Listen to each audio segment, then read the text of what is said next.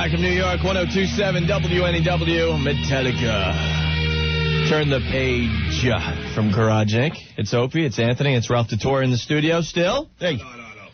Wait, do you have your mic on? No, you don't. That one. Oh, you went to that one on me? All right. There you go. Hey. So we brought Ralph in because you guys got to see Johnny Lang last night. Yeah, pretty cool. How was it? We need the review. Well, first of all, I just can't stand him. He's jealous.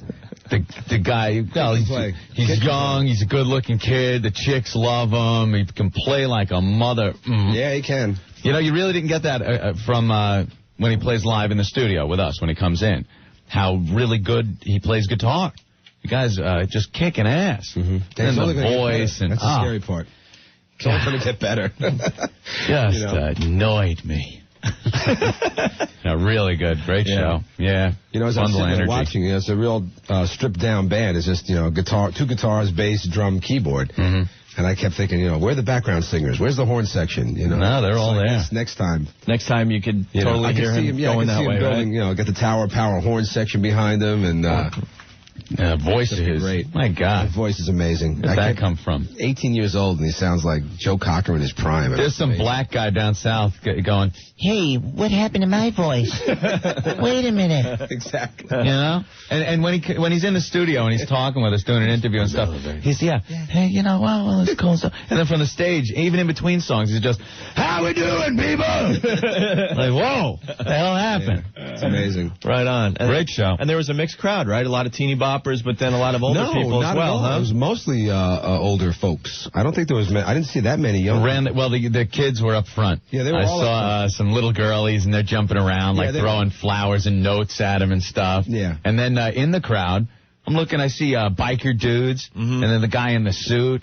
Men, women. It was everybody. Yeah. That really proves he's the real thing right there. Yeah. Oh, yeah. And people were impressed, and rightfully so. Mm-hmm. Like I said, the guy can play. Ralph, were you singing backup for Johnny Lang last night? What happened? I guess it was a smoke. Yeah? A lot of smoke in that place last night. Yeah. People just, I smelled some weed, too. Some stink wafting around. Yeah. Skunk. Little skunk edge. Skunky.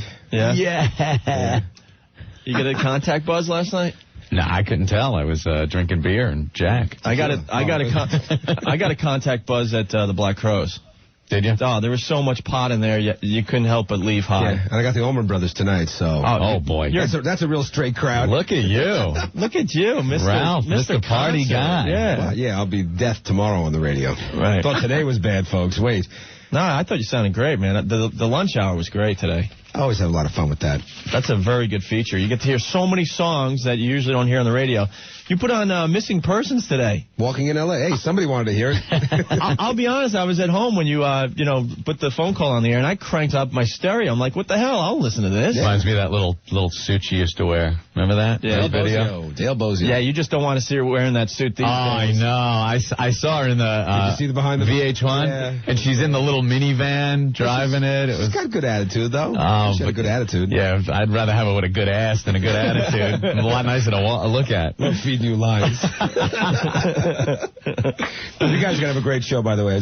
Now you just jinxed it. No, people don't know. Every day, Anthony comes in and starts playing around with his computer, and he scribbles stuff, and then he grabs the paper and goes to make the shot, and he misses every day. I can't hit the garbage pail with rolled up paper. I don't know what it is, and it's not even that far away. But the one day you did hit, show was abysmal. Show was terrible. So when you miss... So did you miss? I missed. Oh, you missed. So by a mile. Oh, we'll 99% of the time he misses. All right, we'll have a great show then. Yeah, today. Exactly. I got to remember that now. All right, cool. We got lots to get to today. Mm-hmm. Kenny Wayne Shepherd on the way, and Hendrix next. And phone's already ringing. If you want to send a fax, that's cool. 212-957 WNEW. The Rock of New York, 102.7 WNEW. Kenny Wayne Shepherd, Blue on Black, and Hendrix too. It's Opie and Anthony and Ralph Totore. I guess Ralph's going to be the third wheel today, man. Sitting in, Ralph? You going to sit in for a little while? If you so desire. Well, that's kind of what we like to do here on our show. It's kind of just like a hangout. It's a party atmosphere. Absolutely. Yeah. We'll invite anyone in the studio if they got something to say and add to the show. That wasn't the way a few months ago. There was a list of some sort, wasn't there? Well, right now, let's see. Talk of a list. Yeah, there's Ralph. Matt. Yeah. That's about it. That's pretty much it. All right. No, Jane. Yeah. There's a few. Lisa. Black girl, Ben the fag. We haven't seen Lisa in a while, though. Yeah, we'd allow Lisa in. Yeah. But Andrea, I think she was on the list, right? No, I mean, Andrea doesn't do on-air stuff, though. We're talking people that would contribute to the show, turn on a mic and just go with us. Gotcha. You know, Andrea doesn't like being on mic. We understand that. Yeah. All right, Daily News. I'll be back. Joe Torre. Yep. It's looking better and better for Joe, huh? I don't know. I can't get any information. They're saying they caught the cancer early, which is very, very, very, very important when you get the prostate cancer. What's wrong? Steady. Hey. He's the best manager in baseball. You know, George was losing it last night on TV. He was cracking a little bit. He has every right to. No. He's had a rough couple of weeks. Couple of weeks. He's had a rough couple of years. I don't like seeing the emotional George Steinbrenner. I'm sorry. You like the cutthroat? I want the scum, the bad guy, you know? The one that would yell at Billy Martin. Remember the fights they used to have? Mm-hmm. You never saw him like, Billy, I'm sorry, would you come back? No, it was always, you know, he was the bad guy. Yeah. He's mellowed with age. I don't like seeing that. Oh. He's on TV. Every time I see him on TV now, he's crying. He has a lot to cry about lately. I don't want to see it. He had to cry over Joe Torre. He had to cry over Joe DiMaggio. The World Series. He had to cry over the World Series. He's getting the trophy. He's getting this trophy from you. It's the best moment. Best team in baseball. Well, when we had Coney on. Yeah. A few months back, he admitted to us on our show that George was hammered. He was a little lit. Yeah, that's for sure. So, yeah, you got to give him that one. But now you see him all the time. He's... We didn't like trading the Boomer, but the Rocket's the best pitcher in baseball. Anthony, what are you saying? He's always lit? No, I'm saying he's always emotional. He's very emotional. He's always crying now. George, come on. Get tough, right? Snap out of it. Yeah, toughen up. But, Torre, it's looking like he's going to be all right. Yeah. We're all knocking on wood. But the whole thing with prostate cancer, if you catch it early, you got a good chance of surviving and living a normal life. Ow. What? I get heebie-jeebies. And it's something we're all going to have to face. It's a very sensitive subject. Don't they say if you have a lot of sex that your odds of getting it go down? Oh, really? I think I heard that. Yeah. Yeah. Then I'm in trouble. Less blockage. See, you thought I was going to go the other way. No, I'm in trouble then. But, I mean, my dad, he goes to the Legion every week. Yeah. All the guys there have it. Really? Every single one of them. Really?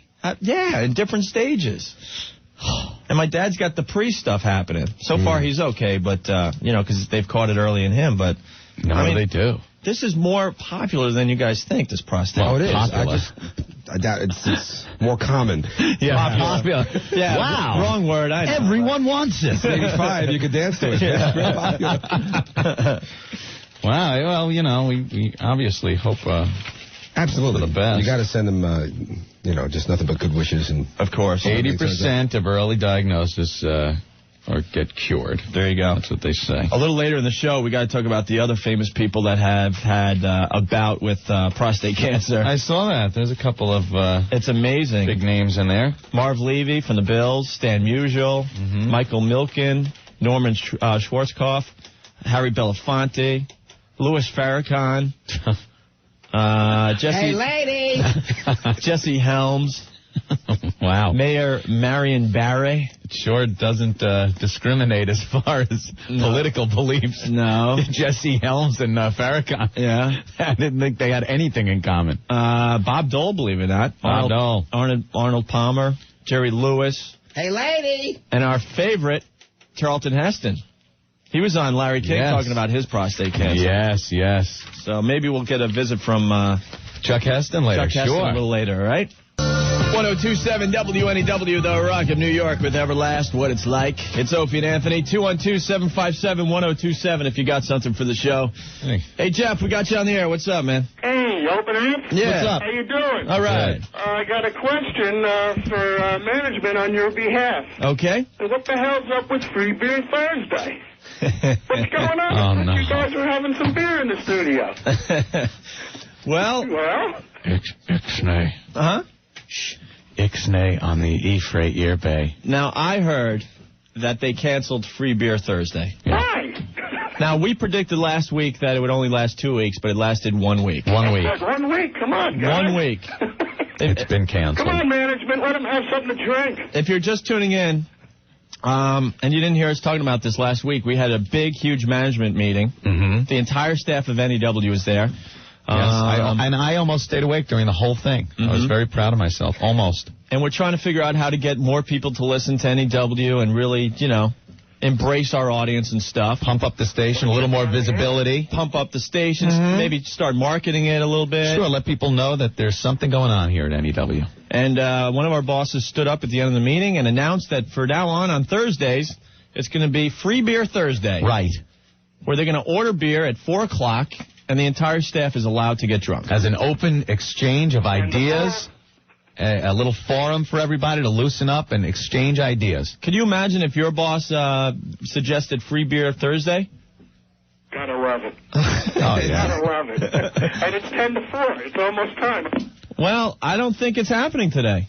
I heard it was canceled. Yeah. Jeff. It's canceled. Did he go? Are we going to have problems with the phones again today? I think it's somewhat visionary, actually. The whole concept. It's visionary. Dress Down Friday took so long to be embraced by corporate America. Right, by true corporations. Yes, so now we're on the edge, babe. Well, Free Beer Thursday, I believe, has been canceled, but this week we did start a new tradition, Tequila Tuesday with Sammy Hagar. Tequila Tuesday. I thought that was going to be in conjunction with Free Beer Thursday, but I guess not. No. Crack Friday I'm waiting for. Yeah. Where we just, start up the crack pipes. We just boot up. Oh, yeah. So, it was, I love beer. Anthony loves beer. Ralph loves beer. But it was just kind of a silly idea. Yeah, that's what we thought. We're really trying to get more people to listen to our show and the rest of the station. And I don't know if a concept called Free Beer Thursday is going to help that along. No. I'll have as many beers as I want after we get off the air. But we take it pretty damn serious when we're in here. Yeah. Trying to make people laugh and forget about their miserable days. Well, you don't have to join in. I mean, why ruin it for the rest of the staff, guys? We can still partake in Free Beer Thursday. Well, I think it might interfere with some people's, job. I think it might actually help them do it better. Really? Well, it's hard enough. Some people. It's hard enough to get people to work around here. You think after a few beers they're going to want to work? I think everybody works pretty damn hard around here, actually. But then again, maybe I'm in the wrong office. Always the diplomat. Yeah, Ralph doesn't like telling it like it is. He has this little nice persona that he wants everyone to know about. He's folding his arms. This is where he starts getting mad defensive now. No, not at all. We love most of the people we work with. Of course. They know that. I'm going to go out there and lobby for Free Beer Thursday. All right, cool. I'm going to try and bring it back. Now, what's going on with 7 minutes? What's going on with this kid that needs a haircut? Get a haircut and go to school. This school is right next to where I live, actually. All right, well, explain the story real fast, Ralph. The story is the kid has long hair, and it's a private school. He's only 5, and he has an earring, too. Mm-hmm. And they want him to cut his hair. And saying that they're a private school, they can enforce any rules they want. It's not discrimination. True, yeah. It's tough nuggies. You can go to public school and fight it, but I think if he wants to get in this private school, he has to adhere to those rules. I think it's a silly rule, but it's the school's prerogative, right? It is. Well, what is getting a haircut going to... Well, I don't see why long hair is going to get in the way of his education. That I don't understand that at all. Right. It's going to get in his eyes. He won't see the chalkboard. What? No, because if you don't let him get a haircut, I'll play the devil's advocate here because I truly don't give a crap. If he doesn't get a haircut and they have to let him in, what about the kid with the mohawk and the bone through the nose and whatever else? What other kind of look any kid wants in school? Let them all in. I don't care. We're individuals. It's distracting to the educational process, Opie. You can't teach kids when they're distracted by a student with a mohawk or a bone through their nose. All right, so they want the kid with the long hair to cut his hair. Right. Basically. Because it's a distraction to other students and stuff. Perhaps possibly. His haircut wouldn't be, but if they allow his, they have to allow the other one in the next step, and that might be that much worse. So they want to nip it in the bud. So why don't they just kick out all the ugly kids from private school? Because they're a distraction to an education. Well, you can't make them go out and get corrective surgery. No, that's a public school. This is only a private. Even the Civil Liberties Union is saying that the private school, quote, has the right to make decisions in terms of dress and grooming. All right, then they should kick out all the ugly kids as well, because it's the same thing. It's a distraction to But they learning. can't have corrective surgery. I understand about distractions in school, Opie. I went to where was that, Fifth Avenue Elementary School down there in East Northport on the island. Mm-hmm. My God, when I was going there, they had this program where they were letting mentally retarded children in with the normal students. Let us call them normal. Quote. Yeah, because I was included in the normal class, which I probably shouldn't have been. I was going to say, there goes that theory. Yeah. And I forgot what kind of crazy liberal terminology they gave it. It was some kind of thing where they let the retarded children in with the normal kids, thinking that they will each benefit from the saying this. Well, it scared the bejesus out of me, and I couldn't help. There was one kid, he had water on the brain or something. His head was like a watermelon. He had a head 3 times bigger than anyone's head. And it was distracting to me at that age to do my English and math looking at a giant head, because that's all I could see was a big head. Like the second I take my eyes off of his big head to do my work, I'd be thinking, I got to look at that head again. And so before I know it, pencils down. I'm like, I spent a half hour looking at the giant head, and I got nothing done, and I failed. No wonder you didn't do well at school. Yes. Too busy looking at the big head It was kid. the giant head kid, and then there was another kid with his pupil. His pupil was like a cat's. They were oblong like that. So you're just gazing, going, look at that eye. Time, class over. I was looking at the big head in the eye, kid. Son of a gun. So it gets distracting. But the hair thing, that wouldn't bother me. But it's a private school, and they could do what they want. As long as they don't let big head kids in school. Well, keep them in the big head kid school. Do they have the big head kid school? I don't know. All right. I think medical testing's gotten much better, and I think they weeded those genes out of people. To tell you the truth. You think? I don't think there's as much of that going on as there used to be. You know, you can go to the schools and see the big head kid and the wacky eye kid. They do testing early in the pregnancy and go, you know, you're going to have to eject that kid. Whoa. And then, well, they do. For God's sake, they do. Eject? Well, not for God's sake. No, That's pretty cold. But I don't know how they say it, but they say, look, you know, they do tests for things like spina bifida, and then all of a sudden it's like, hey, you know, you got this. What do you want to do? Mm-hmm. And you go, okay, you know. Look, Ralph just took his headphones off. He's walking out of the studio. Well, what? Isn't this our forum for honesty, Opie? Yes, it is. This is what happens. Why can we not speak of it? I'm going out and saying that I don't think there's as many retarded kids and as many children with physical deformities because of medical science and the testing that they do. And if these things pop up, that the option to abort is there. And people use it. And it wasn't 20 years ago. Of course it was, but the testing wasn't there. So all of a sudden, you know, you're in the delivery room and it's like, like, whoa, gee, Doc, if you could have told me this a few months prior, hey, we could have done something about it. Like, you know, now I got two-headed Chang. Oh, man, that's harsh. But true, okay. I'll give it to you. Sorry. More political incorrectness on the way. 1027 WNEW, the Rock of New York. Pink Floyd, Have a Cigar. Should we make some wacky Monica joke here, or? Ho-ho! Wacky horn. All right, they've all been told by now. Of course. So.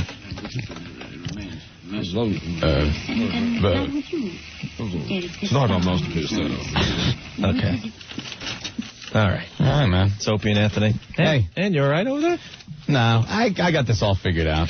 All right. I got this all figured out. We got a fax. Now, I hope you rage as hard on the air as you just did off the air. Well, now I'm seeing into it a little more than I was. Now, please don't hold back. Ago. Now, don't hold back. I can dump out if you do use a curse. Just let it fly, Anthony. First, let me preface this now. Okay. I see where this fax came from. I thought it was somebody faxing us saying, hey, look at what somebody wrote in the new issue of Steppin' Out, right? But then I look, it's faxed from Steppin' Out. So this guy, a loser, obviously wrote this to try to get us aggravated so we would talk about him. Mm-hmm. Do you see that? I see that now. See, it came from Steppin' Out. But we'll read it anyway. All right, I know your intentions. This is the issue with Reverend Al Sharpton on the cover. Yeah. It seems this guy, Dan Lorenzo, does this little 24/7 column. We'll give him a little plug. God knows he probably needs it. Did you see the lame cover we had 2 weeks ago? Now, this guy works for Steppin' Out? Yes. And he does this little column, and he's saying that we had a lame cover 2 weeks ago. Yes. Opie and Anthony from NEW.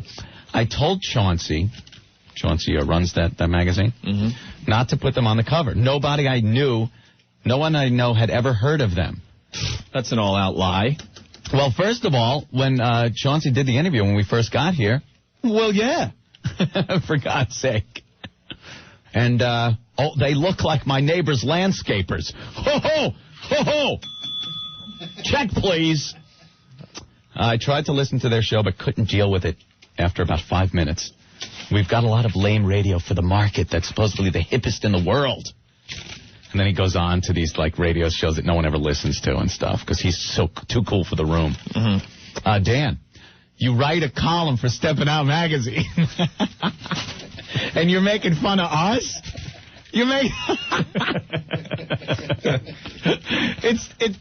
It's a rag. Yeah. You write a little piece of crap column in a rag that no one even knows how to get. I wouldn't have known how to get that magazine if it wasn't sent to us. Don't put him on the cover. Oh, a lot of pull over there at Steppin' Out, huh? We were on it anyway. Boy, yeah.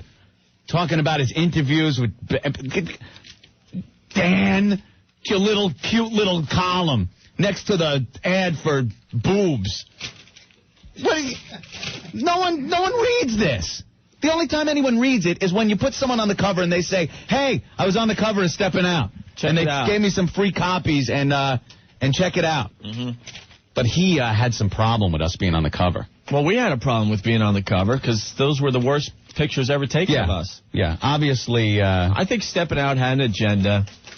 Yeah, because then he goes on to say, K-Rock is really cool, even after Howard goes off the air. And, yeah, Howard Stern in the morning, a one share all day long. K-Rock. So he's, obviously kissing their ass.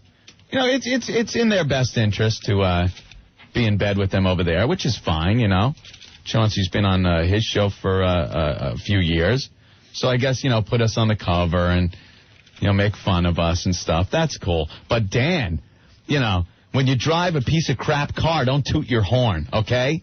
He's making fun of us. No one ever heard of us. No one ever heard of you and your magazine.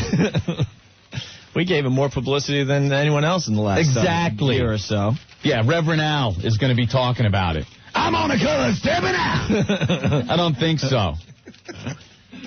Yeah. And in all honesty, Anthony and I have been interviewed many times in the last 4 or 5 years. Yeah. By far, because this show is all about honesty, by far the worst interview that has ever been written about us. Well, he did it when we first got here to NEW, and it was supposed to come out right about then because we're new to the market. Hey, we're new. Check this out.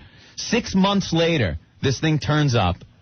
And he didn't even call up to ask new questions. We're commenting about people that aren't here anymore, about the state of the station, and it's still in it was still in an osmosis transitional phase, And he didn't even call up to get any updates. And then Dan with his little column talks about how no one heard about us.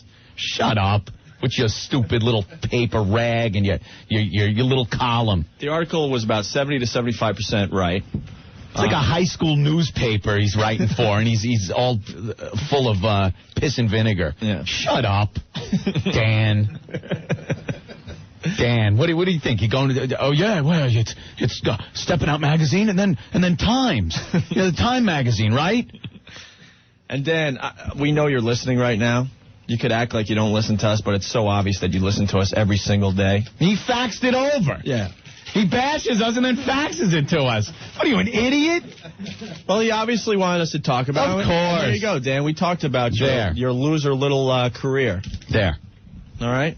Good job. Boy, really, really doing well in your journalism career. Huh? I bet that's good. You send a lot of copies over to your parents' house? Oh, wait, you live there. That's right. So you're probably, they see all your work. No, that's good. That's good. All right. AnthonyMapQuest.com. This is a great thing, Opie. You're on the computer. You go to MapQuest.com, and you can get driving directions to anywhere in the country. Mm-hmm. They print out you can print out a map from MapQuest to anywhere in the country. It's great if you get lost a lot. It's really easy, too, because what you do is you put the address of where you are. You put the address of where you want to go. Yes. And then a whole map gets printed out, and also the directions in detail telling you, like, how many miles you have to be on each road and stuff. Yeah. Let's say you're douchebag Dan Lorenzo, right, from Steppin' Out magazine, and you just got this hot job that's much better than the rag Steppin' Out. You're writing obituaries for the Fargo Times. Right. So you have to know how to get from New York to Fargo. Sure. Well, douchebag Dan should go to MapQuest. And then you pop in where you're going and where you're coming from, and it prints out you can print out a map with directions, step-by-step directions, every road, how many miles you're supposed to be on that road, all the way to your destination. Exactly. Wonderful. Now, I went online the other day, and I put in the address of where we work and my home address. Mm-hmm. They gave me the exact route we do every day. It's scary. Every day. Try it. Pop up MapQuest.com. Put in where you work, and then put in your house. The Rock of New York, 102.7 WNEW, the latest from Collective Soul off their CD Dosage. That's heavy. Tomorrow the winning begins and continues all weekend. We got Collective Soul tickets to give away. And in the near future, we got the band coming up to say hi to us. Yes. So that's going to be very cool. It's Opie and Anthony. Hello. Taking a lot of hits today. A lot of people trying to abuse us, and that's okay. That's all right. Take your shots. We don't care. We know we have people that like what we do. That's funny. I got a bunch of emails from people on that Dan Lorenzo thing. Yeah. It turns out he was in this like half-assed metal band. Mm-hmm. That just kind of flopped, so he's a bitter musician. Oh, I see. Now it all makes complete sense. It does make sense, because you were in a band and you know how that goes. The bitter musician. Yeah. That hates the world because the world didn't discover his talents. Yeah, man. I've seen a million of these guys. Oh, brother. Now he's on his little paper route. Yeah, Dan trying to act like we're not cool enough for Steppin' Out magazine. Yeah, sorry, Dan. Yeah, I guess we're not cool enough to have articles written about us in the Daily News, the New York Times, the L.A. Times. I could go on forever. I don't see VH1 going to your door for a what happened to. Should be for a never happened to. Speaking of which, there's something very interesting going on with our show. And it's kind of frustrating to Anthony and I. We're finding out every day. You guys send us email. And we read every single piece of email, by the way. And I know a lot of people get bummed because we don't write you back. It's almost impossible at this point, but we're trying to write everyone back. But don't think that your email is just going into a wastebasket. We read every single piece. Yeah. The good stuff, the bad stuff, the stupid junk mail you sent us, the pictures we've seen a million times. We read it all, and we want you to know that, okay? So keep your feedback coming, because it definitely helps us build the show. But the one thing we notice every day when we're reading email, people go, hey, man, I started listening to you 2 weeks ago. Hey, man, I started last Friday when you had blah, blah. One person said they tuned in for the first time when we had Sammy Hagar on Tuesday. Wow. It says, I'm hooked. I'm hooked. I'll be listening every day. So the thing I need for all the faithful listeners to do that are listening to our voice right now, please send us another email, okay, especially if you haven't emailed us in a while, and tell us exactly when you started listening to us. Because we want to take a little survey for the show. I'm very interested. All right. It'll also help us because there's a lot of old bits we'd like to keep playing, but we want to make sure there's enough people out there that haven't heard them. You know what I mean? And if the email comes in, well, I've only been listening for 2 months, that's really going to help us. But if you've been there from the beginning, we want to know that as well. So if you could take a little time, the email address is opac, O-P-A-C-K, at WNEW.com. You can get to that through the WNEW website as well. Just tell us a little bit about yourself, your name, where you live, I guess. Your age would be very cool. And basically when you started listening to us. Yeah. Or when you stopped listening to us, because there's a few people that stopped listening because of us as well. We want to just take a quick survey for the show, and that would help us greatly, okay? Cool. All right, very cool. Well, there's another big story in town here. This Amy Watkins. Oh, yeah. This is a very, very tragic story. Very tragic. Amy Watkins was murdered in Brooklyn. She had, what, like a 10-inch knife? Ugh. Yeah. Stuck in her back. In her back while she was walking home. Now, I got some theories. They're out there. Yeah. They're out there, but it's just a hunch. These are your theories based on what, Opie? Are you basing these theories on anything factual? Just what I've seen on TV. I'm no detective by any means. And your gut feeling. My gut feeling. I'm Opie's gut feeling. Right. Sometimes you just gotta, as a detective, go with your gut feeling. That's right, Mr. Like Colombo. I do. Yes, of course. Yes. Let me hear what you think happened. Okay. Now, I'm not accusing anyone because I know the email will come in. But Amy Watkins. Martin Landau. Amy Watkins. Do you think it's Martin Landau? No, I don't. Or Jack Cassidy? Could be Jack Cassidy. It was always Jack Cassidy. Amy Watkins, a grad student. She just did a lot for the needy. Mm-hmm. She was a volunteer. She was, at the time of her death, helping women that were battered in relationships and stuff. Yes. Volunteered a lot of her free time to help others, okay? Mm-hmm. In Brooklyn. Now, every day, she would leave this place she was working at or volunteering at. This is what I got from the news. And she'd walk home with her boyfriend, okay? Yeah. The one day she doesn't walk home with her boyfriend, she is stabbed in the back with a 10-inch knife. Right. That is plastic around the handle of the knife. Plastic. Which pretty much tells me maybe a little premeditated happening here. Maybe. I'm not a detective. This is my gut feeling. So what you're saying is people trying to keep fingerprints from the knife handle. Of course. All right. I believe if it was just a pure robbery, yeah, they wouldn't have worried about fingerprints on a knife. They would have taken the knife with them. But someone wanted to make sure they didn't get caught. Okay. Now they're interviewing everyone on TV the last 2 days. Mm-hmm. This is where it's my hunch. I'm not accusing anyone. They interview the boyfriend.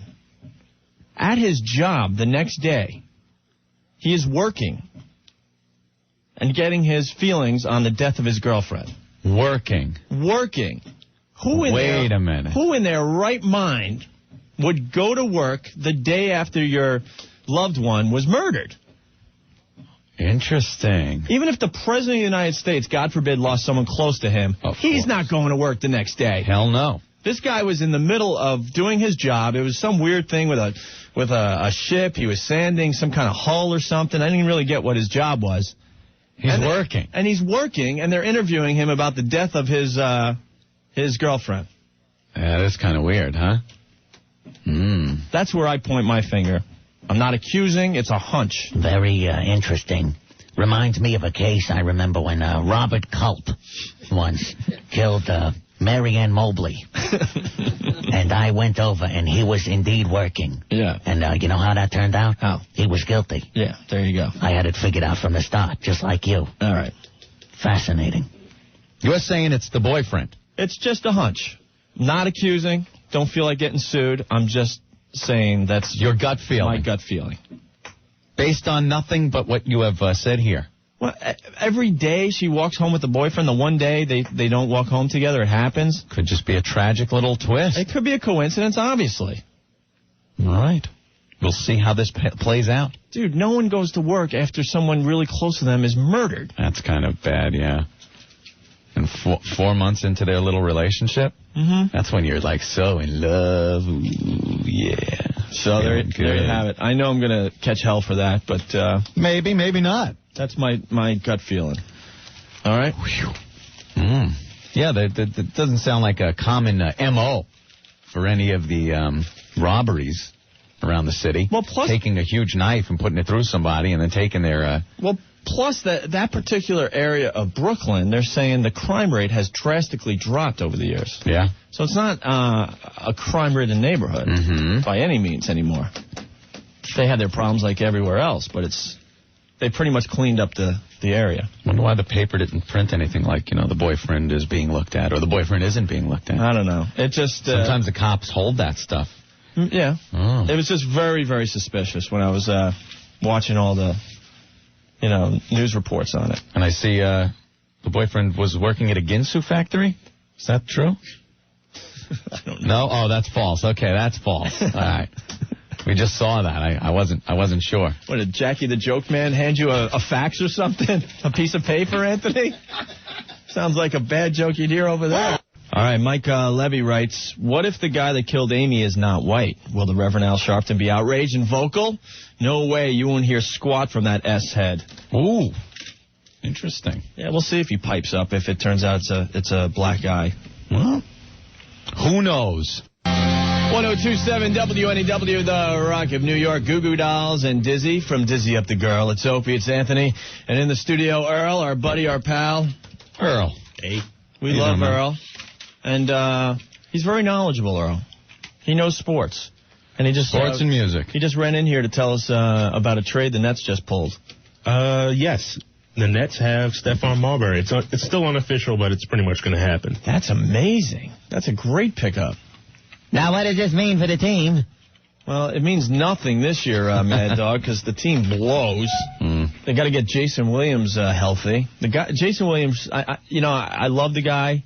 He has the biggest heart in the NBA, but he's got to get the operation on his hand or his finger or his thumb, whatever the hell it is. Everything's hurt. Yeah, I understand he wants to be out there, and be a leader for the team, but he's just got to give up on the season, get healthy, and we'll start again next year. Yeah, especially since they're not going to make the playoffs. No, and this season just is a waste. It's a wash. It's a waste, as I watch every single game. You disappoint me. Now, honestly, I'm not watching as much, Ant. That's the truth. Well, good. I said I would boycott the whole season. It's kind of hard. Ratings are down. Especially being in New York. The Knicks, very frustrating to watch. Patrick Ewing. The Chokemeister. It's over. Oh, jeez. It's over. I just can't watch him anymore. He can negate a great game with one last shot, huh? Well, he's missed a few now this year, hasn't he, Earl? I think at least 3 or 4. Yeah. I just hate watching him play. And I'm still frustrated they traded Oakley and Starks. I'd rather see those guys out there every day, diving for loose balls and having a heart. Everyone gets traded. It's part of the game. So who did the Nets give up for Marbury? Gatling and... no whoop. No one big. They didn't give up anybody. Well, now they have to re-sign Marbury is the problem, right? Because he's a free agent after this year? Yes, it's going to be a big problem. Well, they can start now, though, which is cool. Is anything going on with the NCAA today? There's been a couple of upsets. Syracuse is out. Yeah, I heard about that already. Minnesota's out. It doesn't matter. Duke's going to win it all. I like Kentucky. Kentucky. Can I say it right now?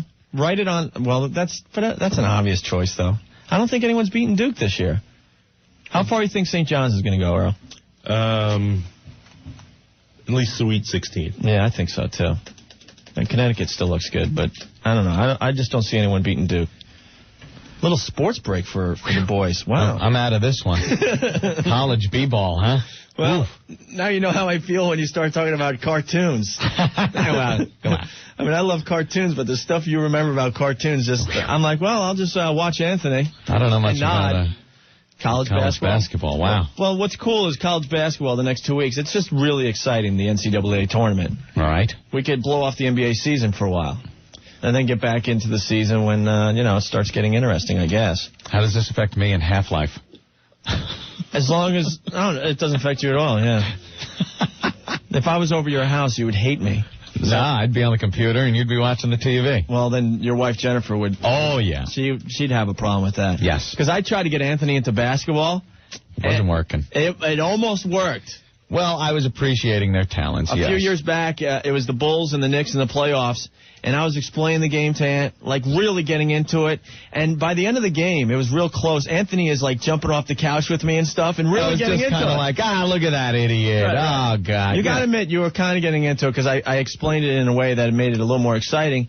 And your wife, Jennifer, was giving you a look like, Anthony, don't you dare get into basketball. Well, also, I must say, it was the last, 10 seconds of the game that lasted an hour that was exciting. Well, that's always the case. I just, occasionally have my problems with basketball. I don't find it all that exciting. Sorry, it's just me. All right. Opie now, on the other hand, huge basketball fan. Do you watch any sports? Yeah. Like what? I like watching football. Yeah. It's always fun. Baseball occasionally. You get into your Yanks. Of course. You know, officially, and we explained this last year, I'm a huge Mets fan. Anthony's a pretty big Yanks fan. Yeah. But when the Yankees were in the series, I definitely rooted for them, which, I don't know, a lot of Mets fans, I assume, do that. Yeah. What does Nick have a problem with our show? God, everyone's PMSing today, I think. Yeah, someone... Hi, NEW. Hey, you guys are off the itinerary. What's going on? What do you mean itinerary? The one that your program manager wrote up. I'm trying to follow his damn circle, and you guys are like, off. What's going on? Well, what haven't we talked about today that we're supposed to, according to the boss? Sports? Yeah, sports wasn't on the Opie and Anthony format clock that our program director drew up. I've seen that. Well, you guys make a drive home a lot enjoyable. Hey, thanks a lot, buddy. No problem. Bye. We could talk about the stock market. Up today. Again? Yeah, closing on 10,000. Is it over 99 now? Very close. No, 98 and change. 98, but high 98. At one point, I believe it was 70 points away from 10,000. Wow. So doing well, but people getting a little shaky, getting a little scared when it does this. And I'm a little scared of the market these days. Why? Because there's something going on. I can't quite put my finger on it, but the sure things aren't as sure as they were a few months ago. As far as the internet stocks, or everything, a little fluctuation. Okay. Oil's going up though. Have fun with that. Yeah, that's interesting. Why is oil going up? Inflation's going to go up. We got to do our oil crisis break someday. Oh yeah. That is the biggest crock of S. What, every 15 years we have an oil crisis, right? Yeah. Somehow there's a shortage. And how do we get oil? We pump it out of the ground. And it's from what? Dinosaurs that have been rotting for thousands of years? Is this right? Yes. Sort of? Yes. Let's go to the basics of this discussion. It's prehistoric crap under the earth that through pressure, time, and heat is converted into fossil fuel, Opie. So we have this oil crisis every once in a while. Yes. And we can't find oil. So the prices go through the roof, and then everyone has to start buying the crappy small cars and stuff. Yeah, put away your SUVs. And then next thing you know, they find more oil. Egad. What, we just made more oil? No. There's a certain amount of oil. Well, the Arabs and they know hoard it. They were hoarding it. I almost cursed. That's bold. It wasn't a shortage. There were barrels upon barrels, but they were hoarding it. They always say it's a shortage, though. Of course. They can't find any more. They have no idea where it is, and they got to make more. The energy crisis. No. Gotta make more. There's plenty of it. And in this day and age, if we have to wait on a line to get gas,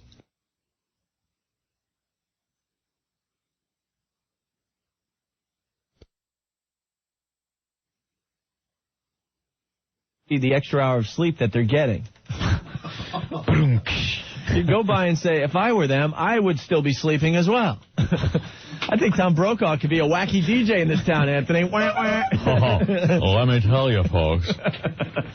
How about those homeless people? Hey, how many homeless does it take to change a light bulb? How many, Tom? None. There's no light bulbs in a refrigerator box. But, you know, folks, I was a little upset yesterday. Because you said Tom Brokaw was not exciting. Tom Brokaw was not a fun guy. A guy that exudes humor and laughter and jocularity. Well, your voice is a bore. It does put people to sleep. You're slurring all over the place. It sounds like you're on cold medicine. Well, I'm a little drowsy today. Now, why are you drowsy today? Well, it seems they were installing a new ceiling fan in my office. It fell and blade hit my head. I'm a little woozy. But I took great offense to you saying Tom Brokaw was not an exciting individual. So I figured I'd spice things up with a little humor as I sat in on the Today Show for Matt Lauer.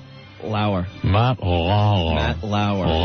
Yes. Lauer. So you're trying to become politically incorrect these days, Tom?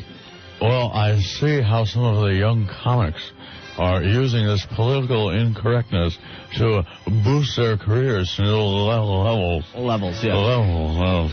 So I figured, to me, Tom Brokaw could do the same. Okay. By telling a few jokes that I understand they're a little off color, but that's how to get ahead these days.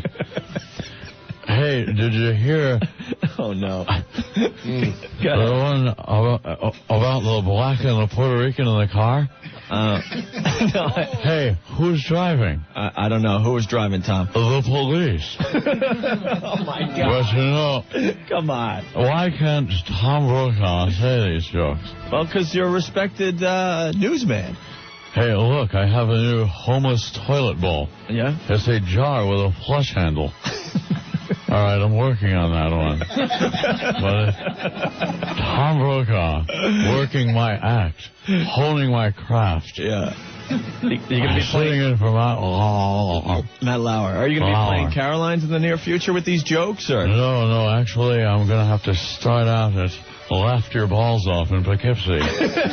Opening for the Dice Man. I see. But it's very clever. Do you have any other jokes you want to try out for our audience? No, I just wish I stunk as bad as homeless people do. That way I wouldn't have to ever talk to Geraldo Rivera. He'd run away because I stunk so bad. Thank you. Boy, I sure have to work on it. Trust me, you stink just as bad as the homeless, Tom. Tom Brokaw, NBC Nightly News. Hey, what's that rat on top of Ted Koppel's head? It looks like a homeless guy. Homeless. I see you're laughing at me.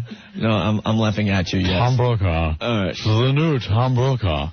It's a funny, giggle, ha-ha Tom Brokaw. Look.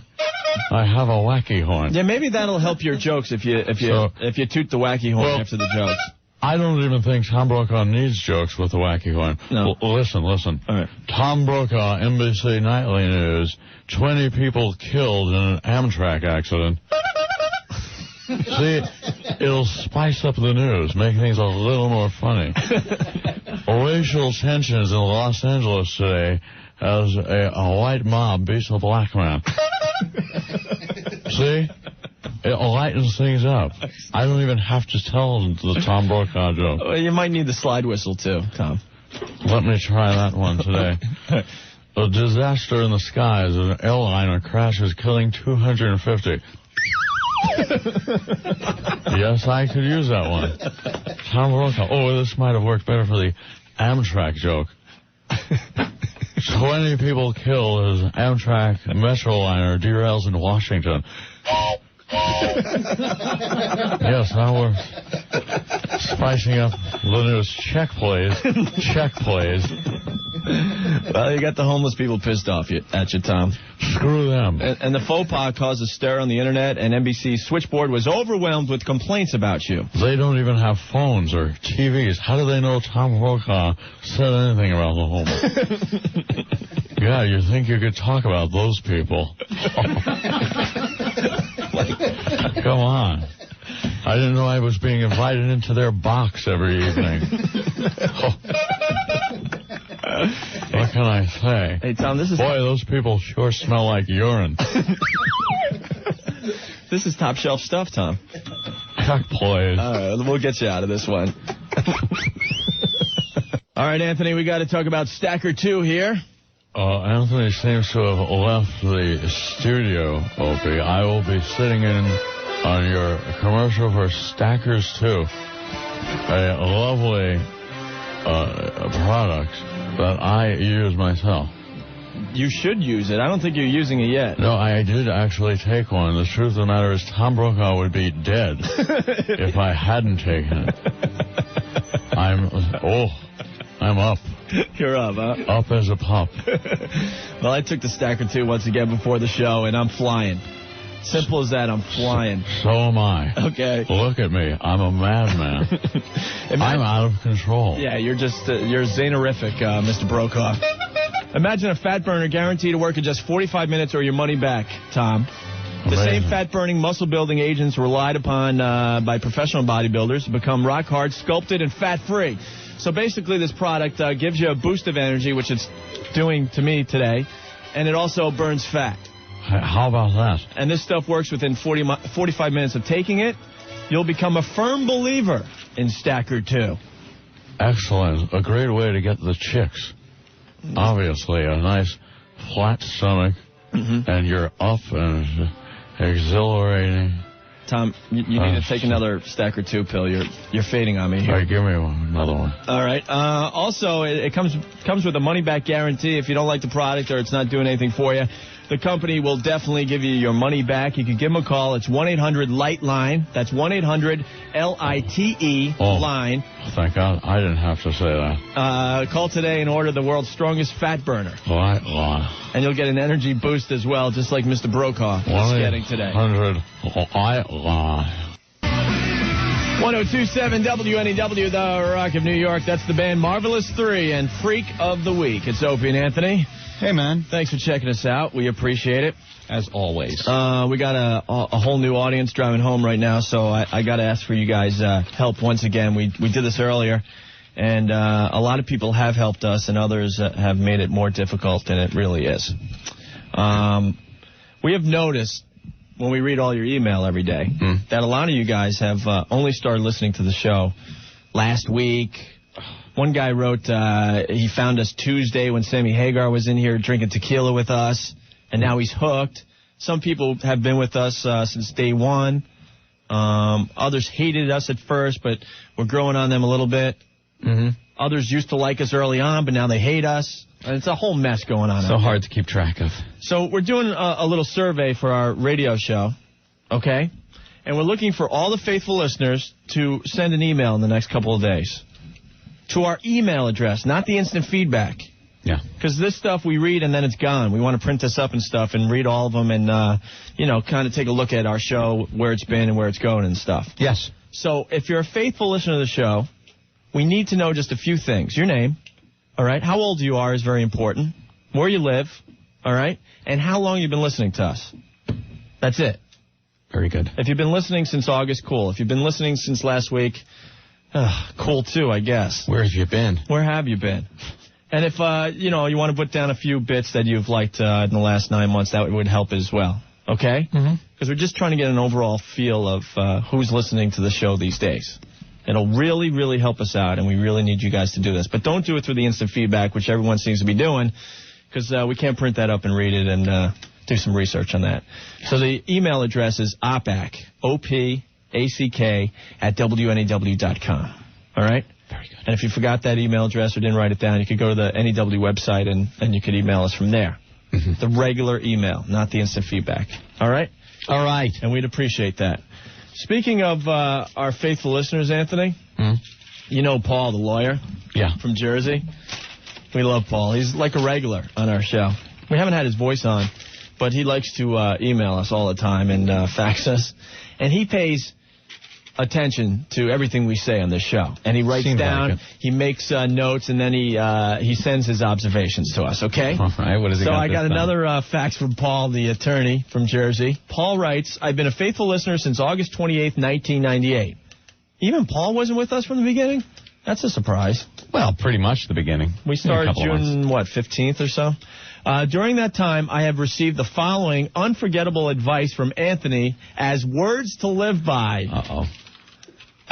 Number one, Anthony has said this on the air. If you drive a piece of crap car, don't toot your horn. Right. That's great advice. Okay. For anyone.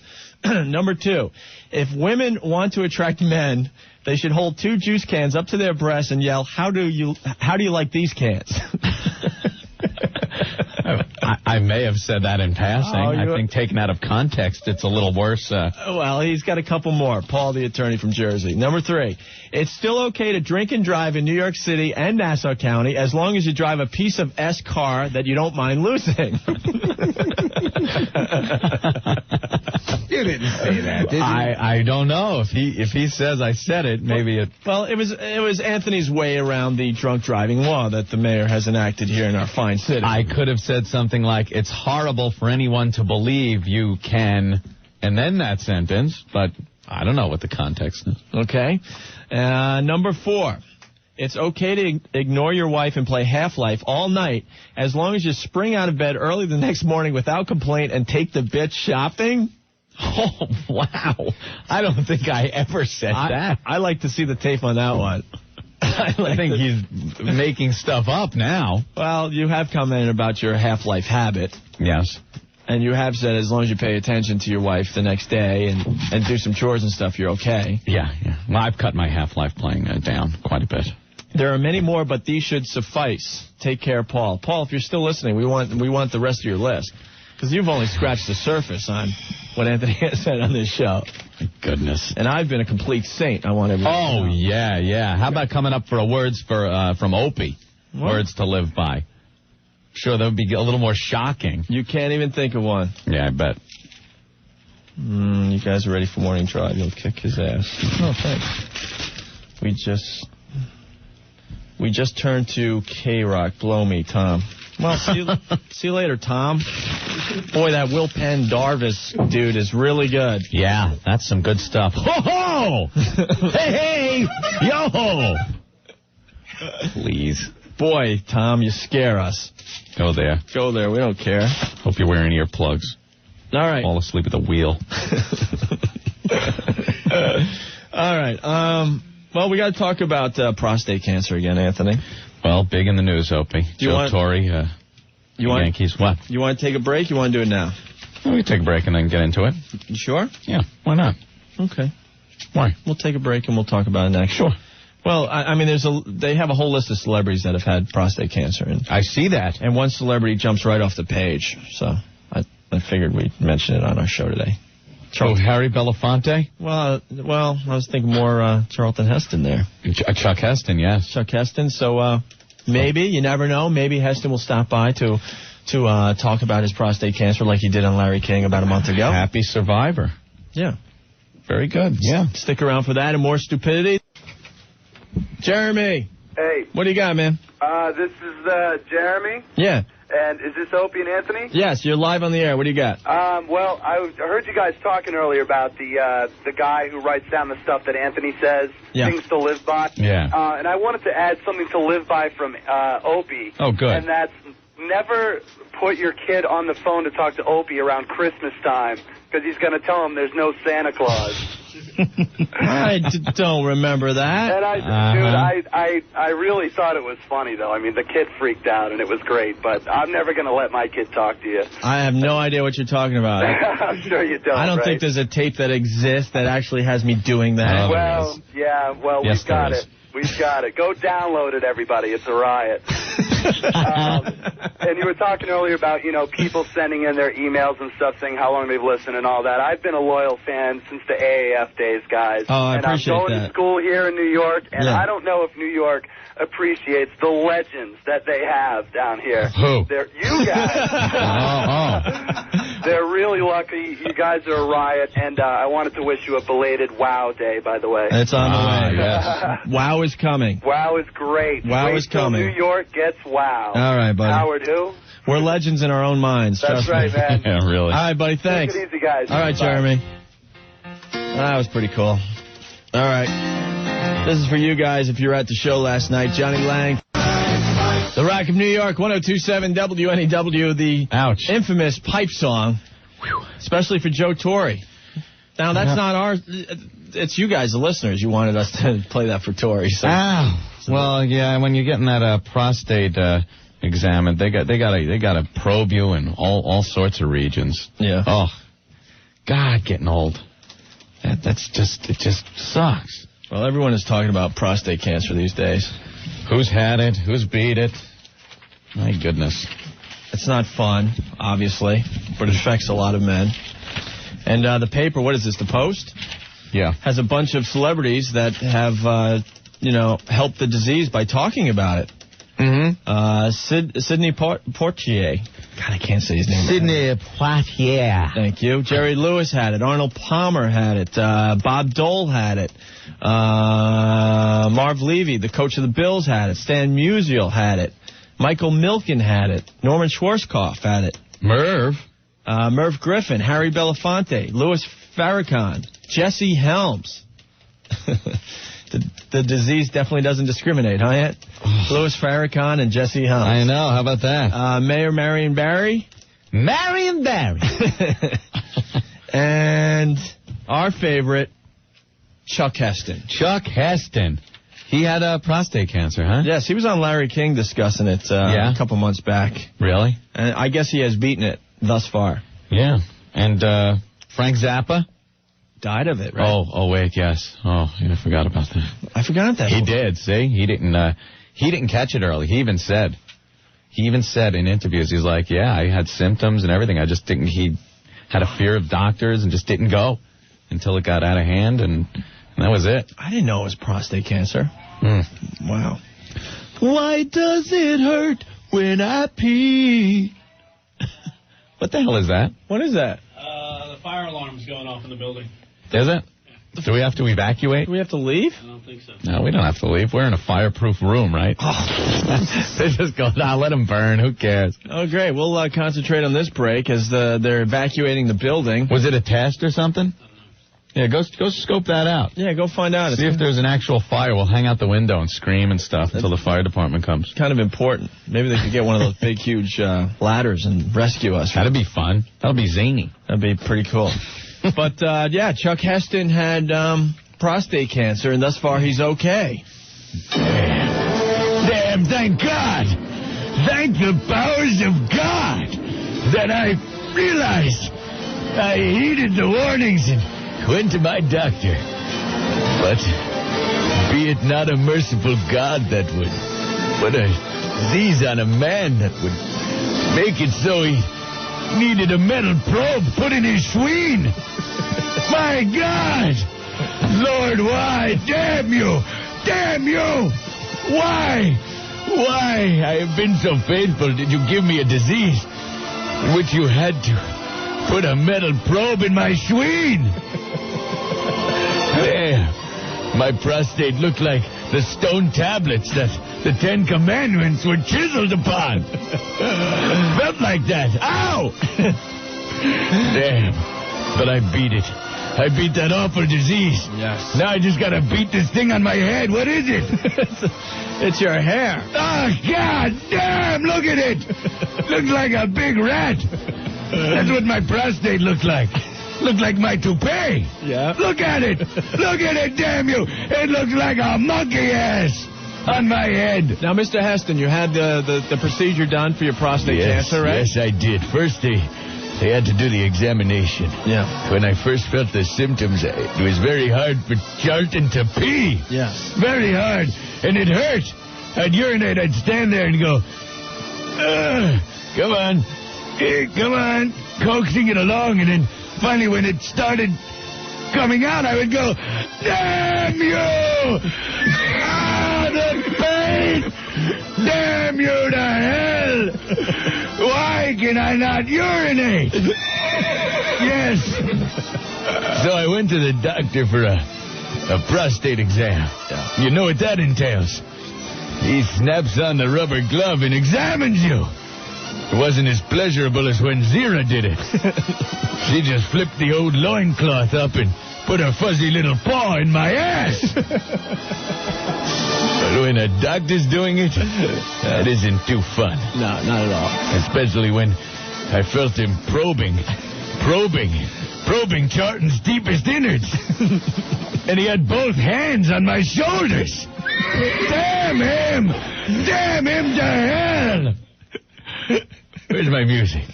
There, thank you. Okay, yes. How can I get worked up without my music?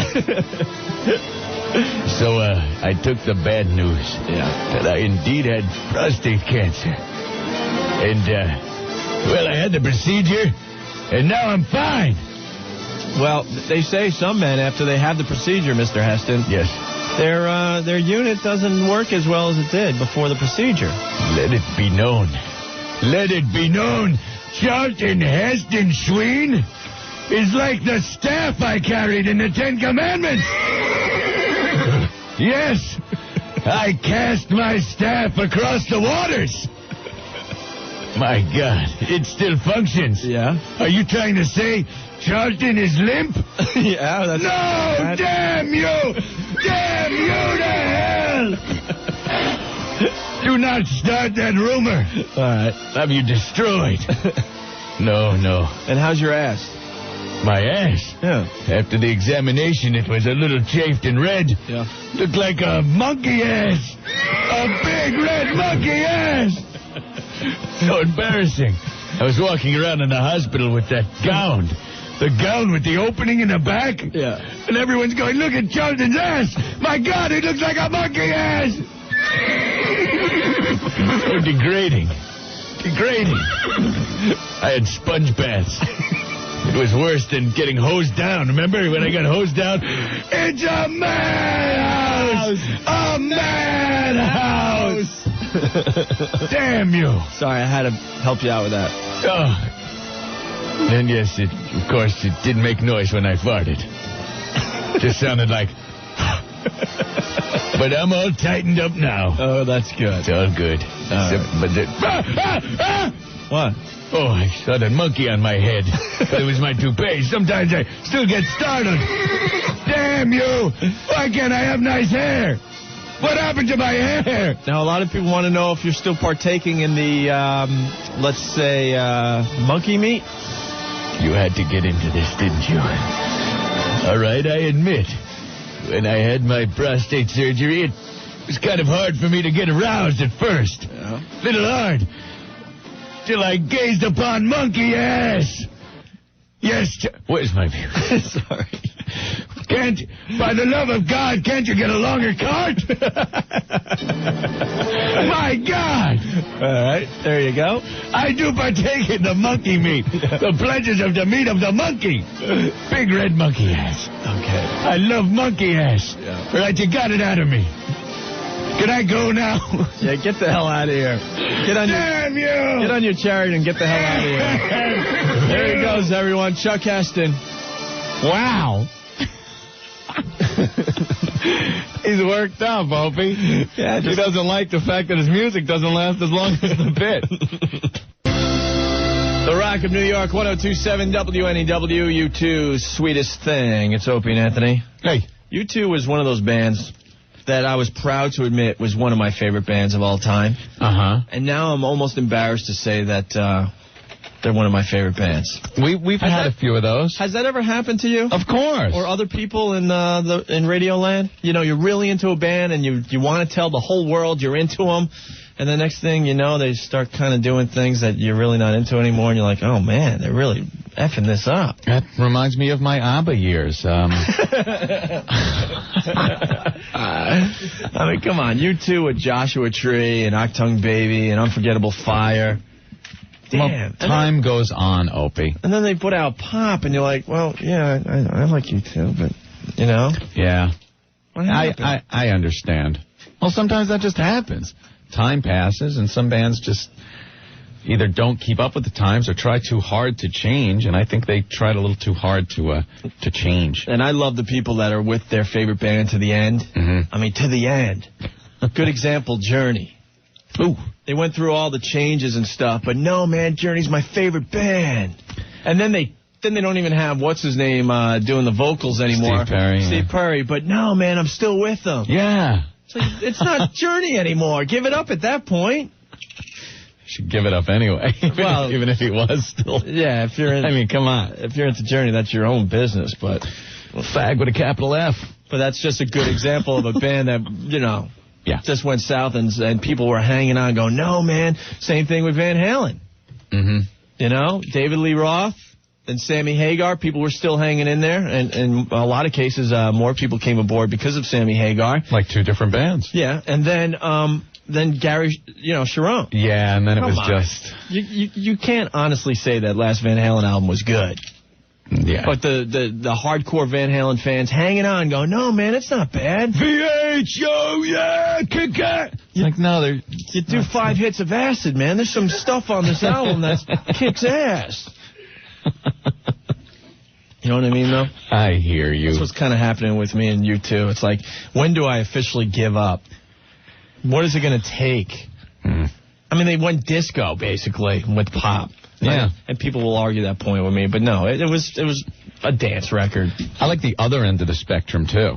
The people that are really into bands before they really break, and then get totally PO'd when the band breaks. Newbies coming on board. They went commercial. Sold out, man. I have like a cassette tape of Metallica, from like 78. Mm-hmm. And like then they just went to crap. Like, wow. The fact is, every single band out there wants to make it. Of course.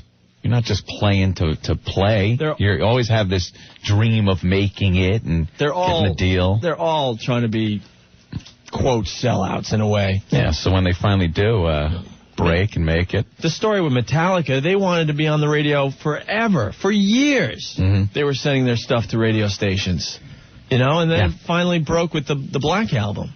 Yeah. You know? It's stupid to think Metallica never wanted to be discovered and never wanted to be huge. No, the early fans never wanted them to be discovered. Well, Ralph jumped into the... Come on, it's the goal of every band. Every band wants to get signed to a record label. Every band wants to be Hanson and sell 5 million... Well, they don't want to be Hanson. They want to sell 5 million copies of their record, that's for sure, and they want, you know, they want all that goes with it. Yeah. That's the goal of every band. But it does suck when everyone else discovers your band, you know, like Anthony was saying earlier. Yeah. I was so into Nirvana when, I swear to you, I was at a station that, we were one of the first radio stations in America playing, in America, besides Seattle, that was playing Nirvana. Mm-hmm. And I was so into this, you know, Smells Like Teen Spirit, I mean, the whole album I love. Yeah. And then it just broke across America, and I'm like, oh, great. I was so bummed, but happy for the band, you know. Yeah. Well, I can kind of relate back in when I was in school, and me and my friends, you know, Joe Curry and all crowd I used to hang out with was into Charlie Daniels. You know? Who wasn't into Charlie Daniels? But then they put out that Devil Went Down to Georgia song. Yeah. And then, like, you see the preppy dude starting to wear the boots and the hat, you know, the cowboy hat thing. And meanwhile, you were just in jeans, drinking whiskey in the woods and listening to some Charlie Daniels. Right. And then they put that out, and it was like, now everybody knows who they are. Not only did they put that wacky song out, then radio had to make it even worse by doing what, Son of a Gun? Yeah, they had to do 2 different versions. You can't say son of a bitch. Make a son of a gun version. A son of a gun version. Oh, can you imagine being a band? You're going to have to re-record and say son of a gun instead of son of a bitch. Well, I'm kind of embarrassed that I was into that, but, you know, you got to share here. There you have That's what it's all about. It's our little therapy session. Oh, everybody on Long Island was. That's true. Charlie Daniels said that... I was never into Charlie Daniels, god damn it. Well, don't make it sound like you're all that big and hot. I mean, who were you into back then? Deep Purple. Oh, so was I. But there was a band that makes you cringe now that you were into. Deep Purple? Not as bad as... No. I mean, there had to be another band. I was into Deep Purple, too. Well, while he's thinking, the point I was trying to make is that Charlie Daniels said that Southern rock was so big on Long Island during that era that it was almost a suburb of Atlanta. That's the way he looked at Long Island. Really? Yeah, Southern rock was huge on the island. So to not be Charlie Daniels and Marshall Tucker, the Allman Brothers, and everybody that went along, Blackfoot. I mean, That's true. Even all the tiny ones, you know, everybody was into Southern rock big time. Right on. Now, you don't have a band that you're just embarrassed to have... I mean, Charlie Daniels isn't even a bad example, really. No, but I mean, I can't really... And honestly, I can't really... Because I was like into Zeppelin and Sabbath. Oh, you were just the coolest guy. No. What a dick, man. Well, come on, you like the Monkees? No. I know the Monkees. You were just the coolest guy. But then again, Zeppelin putting out Coda was kind of an embarrassment. Oh, come on. That isn't even... That doesn't count. You know, to be so cool, that's embarrassing to me. All right, I do have one. Come on, you got one. All right, I finally figured it out. Who? God, I don't even want to admit this, though. Who? Right. Brady boy. Who? Ready? Okay, I'm ready. Genesis. Well, back then, that's cool. Okay, back then it was That's cool. what I mean, though. Well, Charlie Daniels was cool. Yeah, but now you think back and it's like, That's what I think when I think Genesis. I'm like, no, but Genesis was still cool from that era. Peter Gabriel, that whole thing. Genesis put out a bunch of crap albums. The older stuff, too? No. I mean, after Abacab was borderline okay. Borderline. I mean, I don't even want to brag that I was into that album. I'm with you. But after that, it was all crap. Yeah, that's how I felt about a Starland vocal band. After Afternoon Delight, it just went downhill. I don't have the most recent Charlie Daniels band album either. I mean, you know, there comes a point where it's like saturation. Yeah. You know what? Blue Oyster Cult. I had to give up on Blue Oyster Cult after a while. They were like my favorite band ever. And then after a while, it just got like, well, boy, this just sucks. It's really bad. Yeah. Yeah. Well, that happens with a lot of bands. They peak, they put out that great album, And they're never going to achieve that level again. Well, Ralph, the point we're making, because you came in late, though, was... No, and it's okay. Was where can we get a sex break out of this? Yeah, where's the sex tie-in? Yeah, where can we tie this into sex? No, but people, they have their favorite band, and when is enough where you finally have to go, wow, man, they're just not cool anymore. And we brought up the example of Journey. All the hardcore fans still hanging on after Steve Perry left the band. It's over. It's ridiculous at that point. Yeah. It's over, Johnny. I want to state... Well, you loved U2. You were a big U2 fan. That's what it came up at. That's where the conversation came He's ready to give up on U2 now. I'm like, when do I give up? One more album. They've got one more album on my, as far as I'm concerned. Yeah, but if they don't go back to just a serious, rock sounding album, Or can they? Did you see Bono when he was on that show recently? With what were those glasses all about? A bright yellow tint. Game over, man. We're screwed. If U2's listening, they got to completely just strip it down and go back to their roots and just put out... Leather. Leather. They got to do like the whole leather thing that Presley did. Oh, what are you saying?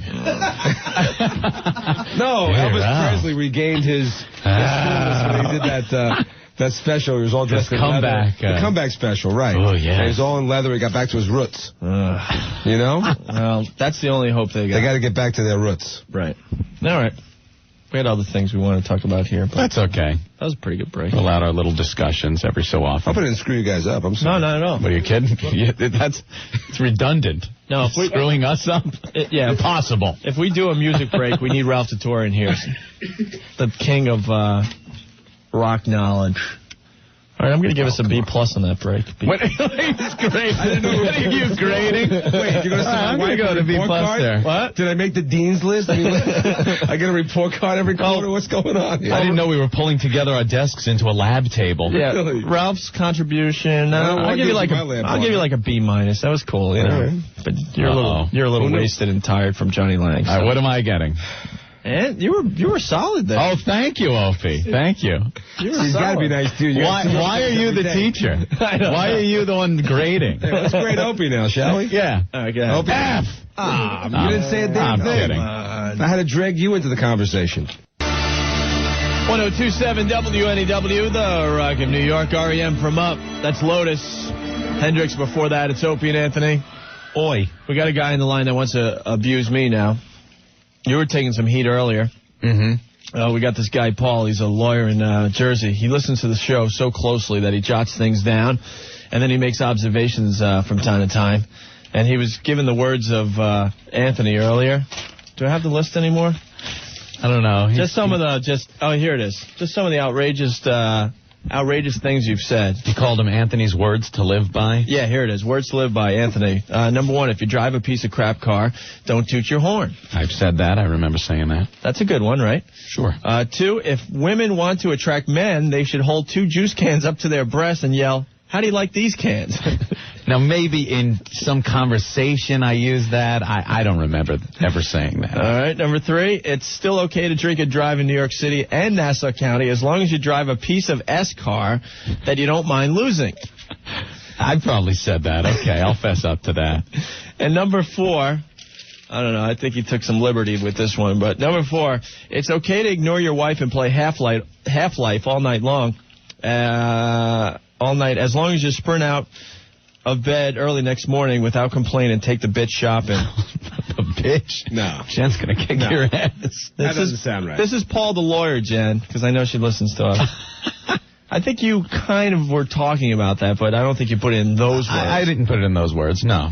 I said I have to spend as much quality time with my wife as I do playing Half-Life. And if you're, playing till 3 in the morning, you'll make sure you're up by 8 to go shopping and do the stuff that needs to be done with Jen and stuff. No, just the next day. It has to be, sit on the couch day. And then Paul writes, there are many more, but these should suffice for now. Well, Paul, send in the rest of them. But now there's a guy. Yeah, can't wait to hear him. Yeah. Well, there's a guy on the line that wants to get me now. Okay. I guess I've had some words to live by in the past as well. I can't think of any offhand, but... Hi, NEW. Yeah, hi. Is this Opie? Yeah, what's up, buddy? I remember 2 occasions where you have given out advice to the world that are words to live by. All right. The first is your long stand on political correctness, which I believe your direct quote was, everybody needs to lighten the F up. Okay. which I embrace in my everyday life. Well, I'm proud of that one. And the other is, you had said at one point that John Benet Ramsey's really not that hot if you take away the makeup and the sweat clothes. Wasn't that Anthony? No, that was you. No, that wasn't me. I remember that was Opie said that. Because Anthony had a field day with it. All right, man. Thank you. Right. Jesus. Anthony, fess up. What? Fess up. I'll find the tape if it takes me a year. See, when we first started here, a lot of people were confused who was who. Yeah. So you said it, and that guy thought I said it. Now, in passing, I may have said John Benet Ramsey without the makeup and cool clothes isn't that hot. I think I was probably trying to make a point. I don't know what point Lord that knows is now. What it was. That is sick. That is sick. All right. Didn't you say we're only a couple of years away from a legal threesome with the Olsen twins? No, that was you, too. Oh, damn, that was me. That was you. Okay. Maybe I was doing examples of things that should never, ever be said. Wasn't that the show title that day? Things that should never, ever be said. No, they all came from you, Anthony. Really? Yeah. Oh, I know one. Hold it. Who's the one on this very show when there was a picture in the paper of OJ's daughter, how she looks now, all fat, and you said, wow, she's not hot like she used to be. Well, yeah, I may have said Didn't you that. say that or something like that? All right, I'll take credit for that one. Yeah, I'm remembering that one. That's not as bad. Oh, what happened to her? She used to be hot. Hot? That was it. You looked at her picture and said, ooh, what happened to OJ's daughter? She used to be hot. Yeah, but hot, you used. Yeah, all right, I said that, but then you had to outdo me, and you came up with the Joan Benet Ramsey comment. You know, I don't recall making that statement like that. But... Hi, NEW. Hey, it's Rich from Baldwin. Hey, what do you got, Rich? We're talking about this, this Tory cancer thing. You know, he's got it in the prostate. Strawberry's got it in the colon. I want to know what's going on in the locker room, man. Oh, my God. Are you a Met fan? Check, please. Check, please. Oh, my God. What are you implying? I'm not implying anything, but it creates a hell of a visual there. You think Darryl Strawberry wanted playing time that bad? That's just nuts. Oh, obviously, that's not sexually transmitted, you nut. I'm just kind of bummed that I didn't think of that one. I don't know. Sick. These doctors don't know what they're doing. All right, buddy. All right, you guys rock, man. Thanks. If you're on... That's horrible. This is just taking a turn for the worse now, isn't it? AnthonyPriceline.com. Ah, yes. They have freshened up the copy for us. Thank you. We love these guys. We want to make sure our live reads for them are sounding fresh all the time. And I'm looking at some new points here. Okay, Opie. So let me read through this the first time, and you can comment as we go along. I think it's the best way to handle this new copy, Andy. Well, thank you. Just breaking down the third wall for everyone. Let's just hone that spontaneity. All right. Have you named your own price at Priceline.com yet? Well, thousands of people use it every single day. That's because Priceline's the best way on or off the Internet to save on airline tickets, hotel rooms, and home mortgages, Anthony. Ooh, look at that. They're in the home mortgages business now. You've probably heard William Shatner talking about Priceline.com. Yes. I love Priceline. Hey, let's read a couple of letters from Priceline customers. Look at this one. Dear Priceline, thanks to you, I saved about $1,000 in airfare.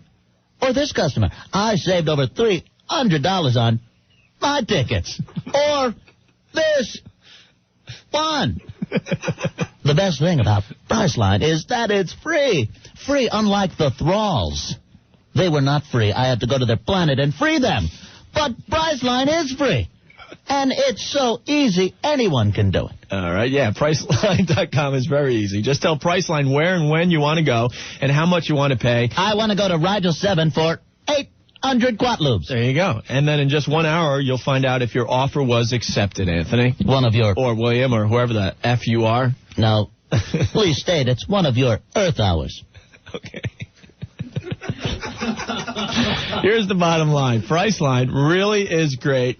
A great way to save money on your next trip. Whether it's airline tickets or hotel rooms, you owe it to yourself to find out what all the excitement is about. For details, visit Priceline on the internet at www.priceline.com or give them a call, 1-800-PRICELINE today. On your telephones. The Rock of New York, 102.7 WNEW. Creed from My Own Prison, that's one. It's Opie and Anthony. Hey, man. And the crew leaving for the Allman Brothers, Ralph Tatora, Ben the Fag, and Black Earl, everyone. We're on our way. Even his jacket is black.